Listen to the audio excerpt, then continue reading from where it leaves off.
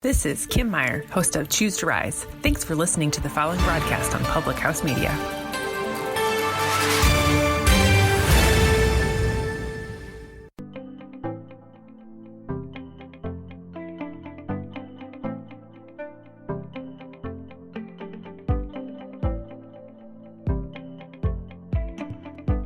Hello, everyone. It's No Filter Friday on Public House Media, and I'm sitting here with my LaCroix in my robe in front of all of you, as per the usual,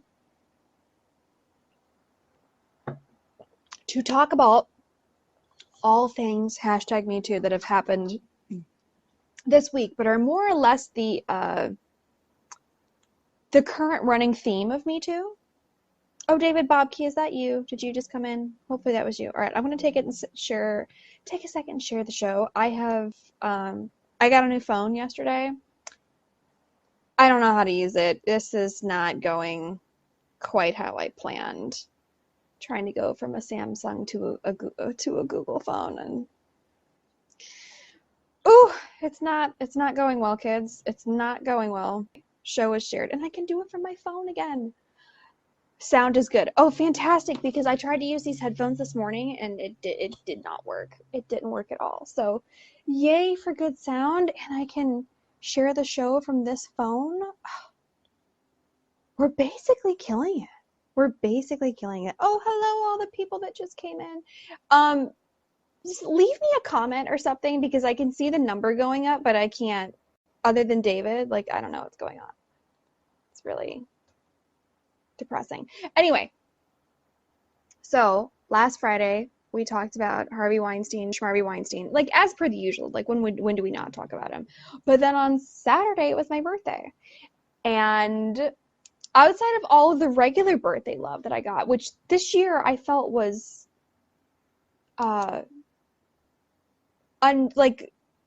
exorbitant. Oh, hello, Emily. Thanks for coming in. It was more than usual. Everything's coming up Millhouse. I know, right? Totally. Even more birthday love than usual. But the best birthday gift that I got was the guy who's a Navy SEAL that runs a dog charity. He was giving he was on doing some news show, talking about adopting dogs and blah blah blah blah blah blah blah, and then just slips Epstein didn't kill himself in at the end of it, and everybody just laughed. But it happened. Not only did it happen on my birthday, but you guys were sending it to me. I was like, oh, did you see this? Did you see this? And I was busy birthing, obviously, and I've been on a total bender for a month. And it went from a party bender to a beauty blender. So a beauty bender, because I've been doing facials, vajacials, waxing. What else did I do? I got my hair done. I've literally done it all twice over now at this point. I can't. Oh, I got my nails done. I can't stop, basically. So it was just too good. But as things progressed, if you look on, it's a movement now. He killed himself, supposedly, and then the story kind of died down, but now we're having this beautiful meme resurgence, and it's just hammering away at the fact that no one believes that he killed himself over and over and over and over and over again every single day. If you look on Instagram, this has been my favorite thing to do today, by the way, just doing it over and over and over again. If you go to Instagram, oh my God, my meme groups have been flooded with, I know, right? It's crazy. Okay, so if you look, Epstein didn't kill himself. 10.4 thousand posts. And there's some really good ones in here. Oh, here's our friend with dogs in the military. That was kind of the kickoff. That was the Hannibal Buress of it's too good. And my personal favorite so far is Roses Are Red, Tacos Are Life. Epstein didn't kill himself. It was Bill's wife. It's my favorite. And then Like, people are taking this to the streets. They're taking it to the streets. If you haven't seen the the Christmas stocking display in Target, like somebody rearranged it so all the stockings, like their initial monogram stockings, and they spell out Epstein didn't kill himself. I mean, just genius. Just we're seeing a new level of meme genius, basically, in my opinion. Like, it's just, oh, they're making license plate holders. Like, it's, look at this. Like, they got merch. Like, it's one thing to have, like, a meme, but when your memes have merch, now you know that you're onto something. Now you know.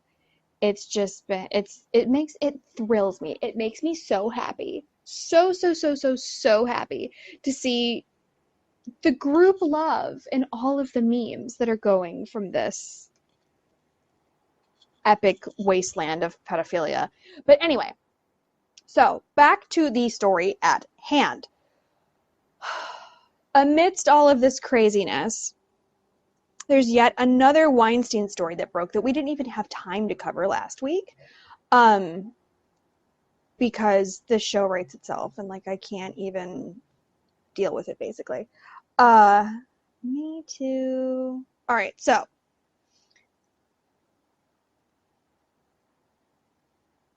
let me find this really quick because I don't know how to use this phone anymore.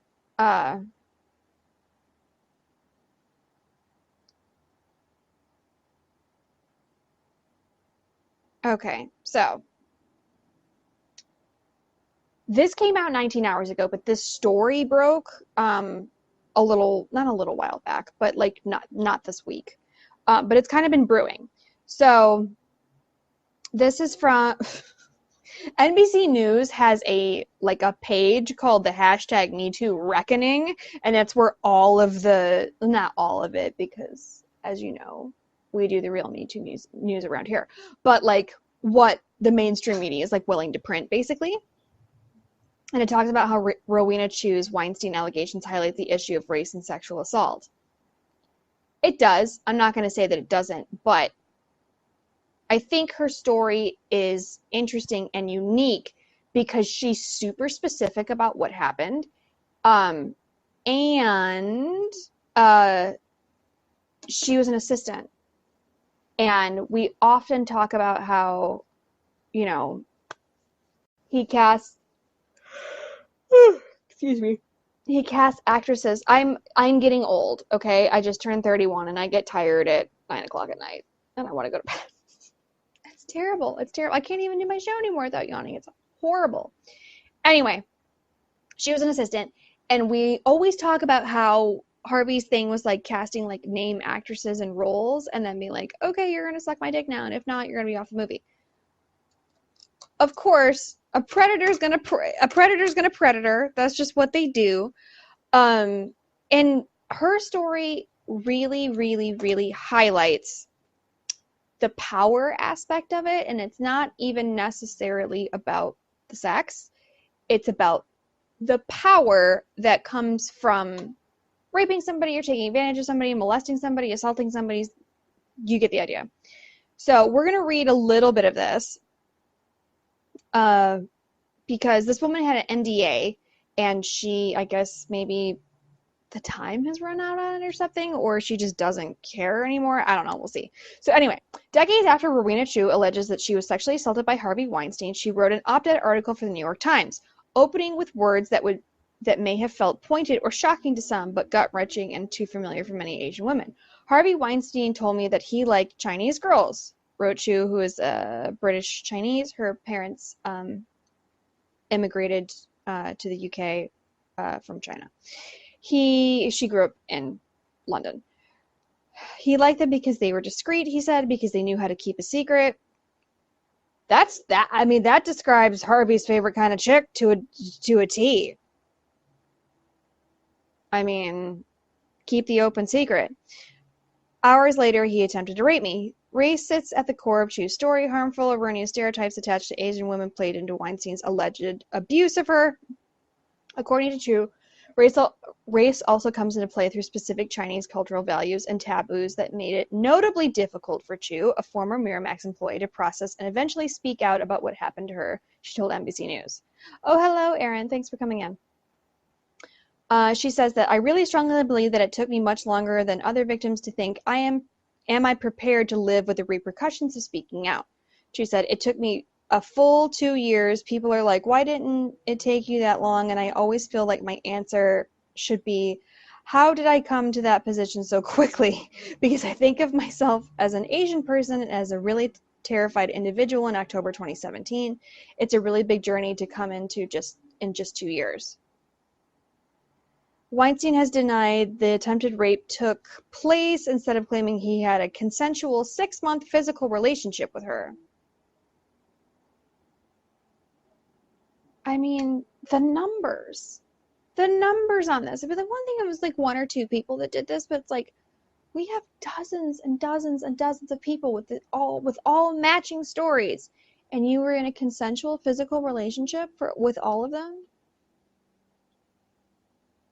Denial. The denial. If you want to have a conversation about denial, go back to the Robert Candell episode, because it's amazing. According to her account, however, Chu was pressured into signing a non-disclosure agreement. After she attempted to report the alleged attack, Miramax declined NBC News' request for comment, and Weinstein did not return to NBC News' request for comment. Surprise. Surprise, surprise, surprise. Chu, who was raised in a conservative Christian and Chinese household in a predominantly white area outside of London, was uncomfortable with speaking about her experience when a New York Times reporter, Jodi Kantor, initially approached her in 2017. But not solely because she had signed the agreement. Silenced by the model minority myth, shame and saving face are concepts deeply woven into several Asian cultures, in particular when it comes to how women are socialized to avoid acts that may be perceived as bringing shame to themselves or their families. I've still never understood this, but I guess you would. I'm not even going to say it. I'm just going to keep it pushing. Never mind. As an Asian American psychology researcher, Stanley Su points out that there's even specific language for the notions. Oh, I'm not going to, you know how bad I am at pronouncing things, so I'm just going to say that there's words in every single Asian language that are terms that reveal concerns over the process of shame or loss of face. Sunyun Koimaro, director of the National Asian Pacific American Women's Forum, explained that given the culture of shame and the Asia dysphoria, Chu's act of speaking out is tremendously significant. On the outside, Asian American women might look like we're successful, but the level of shame and isolation that comes with experiencing stigma is so deep. Like mental health issues and dealing with violence, she said, more Asian American women deal with violence than will let on, whether it's sexual violence or physical violence or emotional violence, because we are told not to talk about it, we are told not to disrupt, and we don't know where to go for resources. Something that this show would like to change at our very base mission. There's an additional layer of scrutiny when it comes to Asian immigrant families. Koimaro explained that those are from immigrant families are often told from a very young age to assimilate, don't bring attention to ourselves as means of survival in the new country. Chu understands this. They talk a lot about the legal constraints of speaking out, but I think it hasn't centered around a lot of the personal constraints. We're digging deep on this if you haven't noticed. That's why I decided to have a chat about this story, because it's touched on so many issues that we haven't really gotten to do yet, despite sitting here for 2 years now, almost 100 episodes of talking about this. We still haven't covered these things, and finally now with this lady, we're starting to scratch the surface. I would say for me personally, those were a lot stronger, she said. I hadn't talked to my family. I hadn't talked to my husband. I hadn't talked to my sister. I hadn't talked to my network of friends. No one from that time in my life in '98 knew what really happened to me. First mistake. Chu eventually detailed her experience, and she said the book by Cantor and Megan Towie that was published in September. Again, that's probably going to have to go on our No Filter Friday book club. By contrast, many of her former Miramax colleagues were ready to speak out about their experiences with Weinstein when Cantor and Towie approached them 2 years ago. Chu underscored that she was raised to be someone who didn't speak up, avoided calling attention to herself, and never talked back. That presented an especially difficult dilemma when dealing with the trauma and confiding in loved ones about it.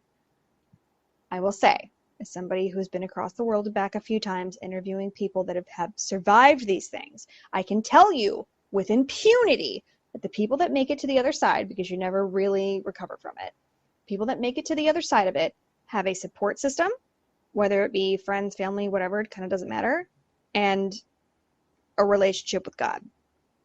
Those are the two things. If you do not have those things, the likelihood of you making it through this is next to nothing. These things are perpetuated when we internalize the model minority stereotype. Toy Morrow says, this is what happens when our community internalizes model the minority myth. Yes, we have to be these people to get ahead and be successful. It's not bringing shame to the family. It's you are embarrassing us and bringing us shame in front of white people, in front of mainstream America. I can tell, and I can also tell you with impunity that white people are not looking. They're not. Especially during pumpkin spice latte season. I promise you. The basic bitches have plenty of things to do. To this day, Chu's parents have not spoken to her about the assault. She has noted, though, that she has received a great deal of support from the Asian community. White men expect obedience and submission, but if you're from model minority parents who don't want to make a fuss, you're in a double danger, Chu said, because you don't feel like you can stick your neck out or be an unpleasant person. She added, you're raised as someone who can be nice. What is the point of all that if you can't help people that you love or even a stranger through their situation? Nice for what? Nice for what? He'd never had a Chinese girl. In addition to that context, Chu also found herself surrounded by executives, filmmakers, producers, and others in the entertainment industry. She said that she was often the only Asian person in the room in the early portion of her career. That's fair. I can see that. Looking back, she remembers that racially changed quips and jokes were common. Oh, that's terrible. Oftentimes, remarks were well-intentioned, but the incidents only served to highlight the industry's lack of cultural and racial sensitivity. Especially back in the 90s. Are you kidding? The night Weinstein allegedly attempted to rape her was the first time the then assistant encountered overt racism while on the job, she said. In her written account in the New York Times, Chu described the way Weinstein weaponized her race, diminished her to a two-dimensional erotic trope. Surprise, surprise. But you know what? That's just kind of a thing that happens. It doesn't matter what kind of a chick you are. You're going to get diminished to a two-dimensional exotic trope. There's different things are exotic to different people. And it's not right, but it happens, and you kind of just got to hedge your bets against it.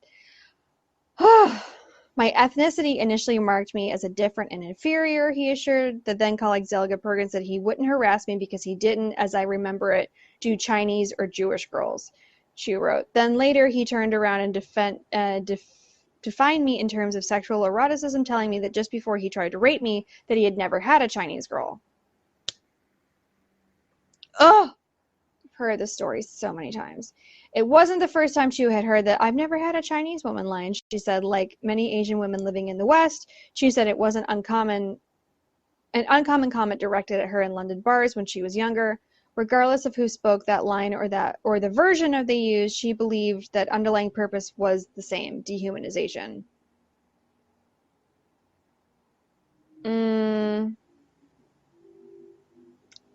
In my opinion, it's more fetishization, but whatever. She gets to feel however she gets to feel. Because again, this happens all the time. All the time. I was actually having a very long talk with my friend about that the other day, about how, like, most castings, it's like if there's, like, different parts for different actresses and, in a breakdown on a casting, it's like, the blonde, the redhead, the brunette. It's like, is that really the only way that you can tell these people apart? Honestly, like, you need color coding. And really, too, like, when you're pairing, when you're doing casting as a whole and you're pairing people up, like, most of the time, like, oh, you've already booked a redhead, we can't have another redhead on the show. Oh, you've booked a blonde, we can't have another blonde on the show. Like, and it's a real thing. It's absolutely a real thing. It's like, really? Seriously? Can we not? Guys would come up to me and say, I've always fancied an Asian woman, which is very similar to what Harvey Weinstein said to me, although I think those guys at the bar probably were more polite about it. What you're actually saying is, but you may not be conscious, is, hey, I know you're an inferior race, and I'm doing you a favor by fancying you. There's a blonde woman I could be talking to, but I'm talking to you instead. I think the fetishization goes deeper than that, but okay.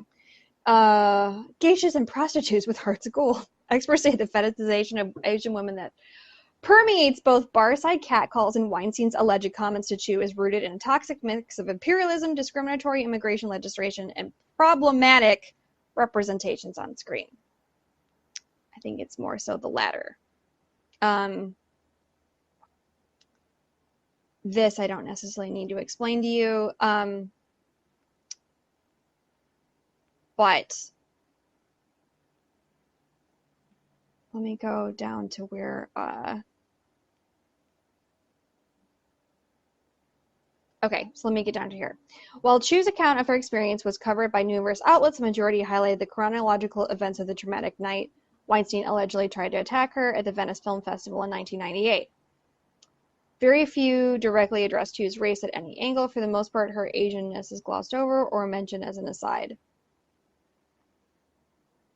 Perhaps outlets want to portray her as an every girl or an ordinary person who just graduated university with student debt who went up against the most powerful man in Hollywood.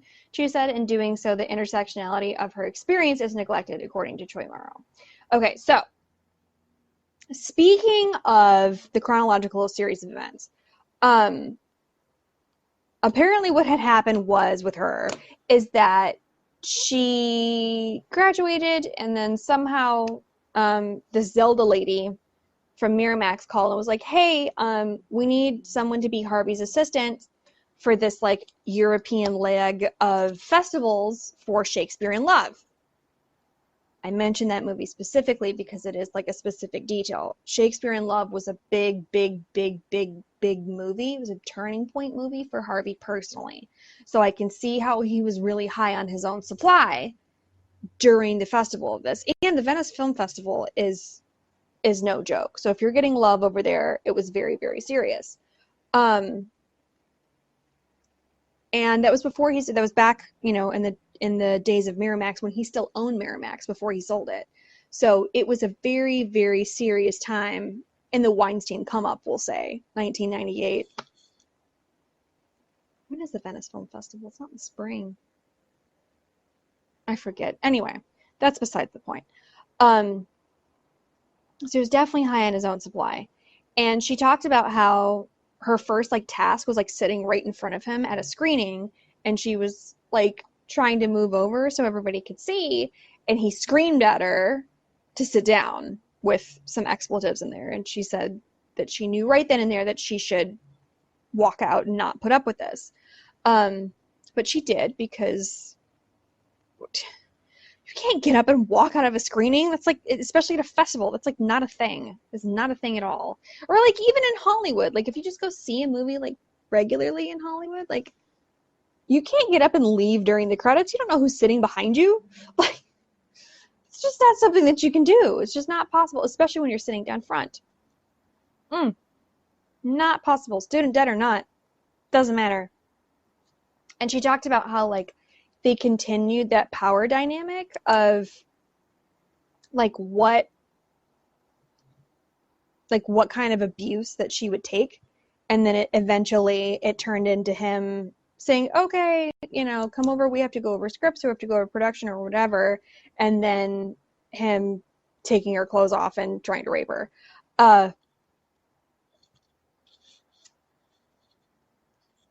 There's another piece of that I've heard over and over again. A story that particularly haunts me, but I've heard this. It's that weird thing that they say before they rape somebody, or when they're first starting to, is oh, it's going to be so great, or oh, you're the, they say how excited they are, and it's, oh God, it's so gross. It's so gross. And the thing is all the rapists do it. They all do it. They all have that same little thing that they do. It's so disgusting. Out of everything, it's just so icky. So she scurries away from him basically, and then she tells Zelda, this lady that that hired her, because when she hired her, she's like, oh, if you're just really firm and robust with him, like, you'll be okay.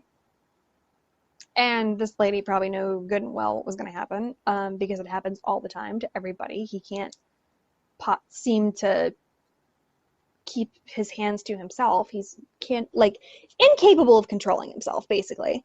Or yes, it's like everybody's fair game, I guess, in his mind or whatever. If he has some sort of like power thing over them.